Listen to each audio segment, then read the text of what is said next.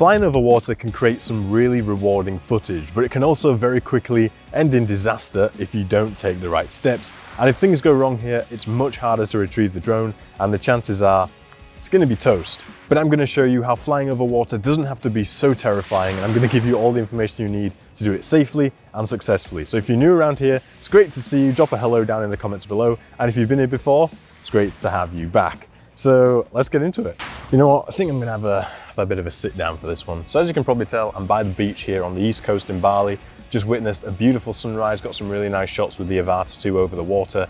So now I'm gonna tell you how you can fly your AVATA 2 safely over the water as well. Now, the first thing that you need to be is you need to be really confident flying in whatever mode that you're gonna be trying to fly over the water. Now, this is because if you're a bit unsure when something goes wrong, obviously the stakes are much higher when you're flying over water. So you need to be really confident. If you're confident flying in normal and sports mode, then stick to those modes. And if you're not so confident in manual yet, maybe leave that until you're really comfortable with it before you decide to do that over water. Because like I said, it's much harder to recover the drone if things go wrong. So you want to be really confident in your skills before you start doing this. Next thing that you want to make sure is you want to make sure that you've done all of your pre-flight checks. Now, what are those pre-flight checks? Well, it's basically just checks you're going to do before you send the drone up to make sure it's in good, safe flying order. So what we want to do is we want to check all of our propellers, make sure there's no damage on any of them and they're all securely fastened.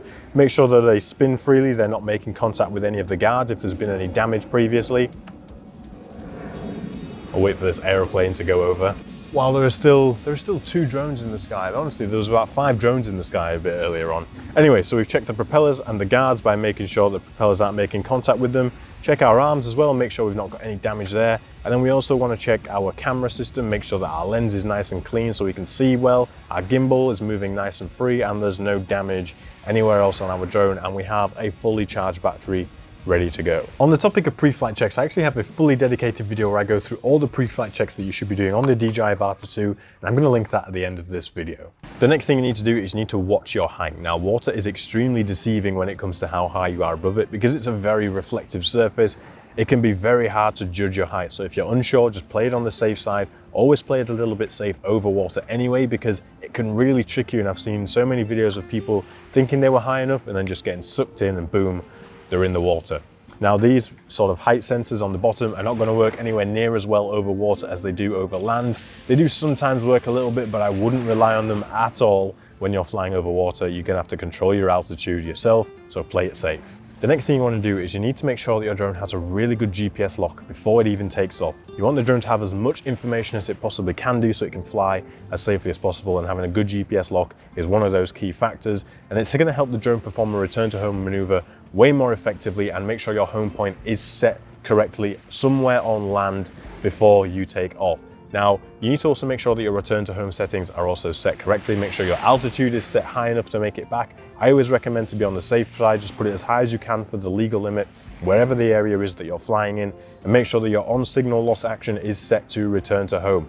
Because if you lose signal and you're out in the water, unless you've got a boat to get closer to the drone to regain signal, the chances are you're not going to be able to recover that signal. So if it's set to return to home on the signal loss, it's just going to try and make its way back, and you're going to pick up the signal on its way back. Basically, we just want to make sure that no stone is left unturned. Check all of these settings before you fly over water, and make sure as soon as you take off, you get that home point updated. Or if you're unsure, as soon as you take off and you're over land, update that home point manually just to make sure that it's set at the correct location. The next thing that you want to do is you need to be paying attention to your battery level, and if in doubt, play it safe. There is no point running out of battery over the water because your drone is going to end up in the water.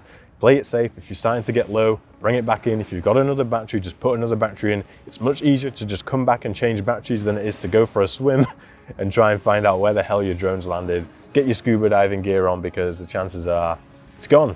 It's gone. But the main thing that you need to bear in mind when you're flying over water is that there are risks associated with it. So you need to leave yourself enough margin for error. So if something goes wrong, you can bail out of a maneuver and things like that. Just give yourself a bit of extra space. Listen, I know it's going to look really cool if you're flying, this far above the top of the water, but realistically, if you're 1 or 2 meters higher, it's not going to look too much different and it's going to be much safer.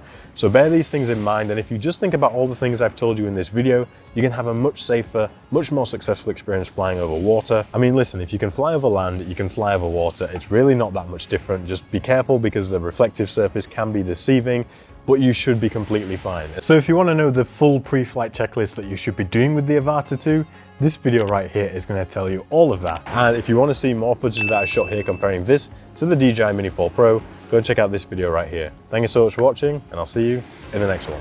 Bye-bye.